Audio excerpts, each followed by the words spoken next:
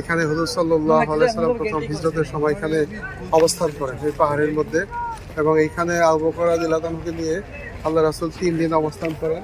সেখানে কবুতর, হ্যাঁ, এখানে ডিম পারেন, মাকড়সার জাল বোনেন, শত্রুপক্ষ যারা আসে মক্কার কাফেররা, হ্যাঁ, সেখানে অবস্থান করে নবীজিকে দেখে, হ্যাঁ, তাদের সাথে আবু বকর রাদিয়াল্লাহু আনহু বলেন, ইয়া রাসূলুল্লাহ, আমরা তো ধরা খেয়ে গেলাম। কিন্তু হুজুর সাল্লাল্লাহু আলাইহি ওয়াসাল্লাম বলেন যে আবু বকর, আপনি ভয় পায়েন না, এখানে আমাদের সাথে আল্লাহ আছেন। তো আল্লাহ তাআলার কুদরতে সেখানে নবীজিকে এবং আবু বকর রাদিয়াল্লাহু আনহুকে আল্লাহ তাআলা সাহায্য করেন। পরিস্থিতি হিসেবে আমরা আজকে হাজী সাহেবদেরকে নিয়ে, হ্যাঁ, আজকে আমরা জাবল সোরে দেখতে আসছি। এখানে আমাদের হামদাল্লাহ ট্যুর অ্যান্ড ট্রাভেলসের সব হাজী সাহেবগণ আছেন। আজকে হচ্ছে আমাদের মার্চের 2 তারিখ।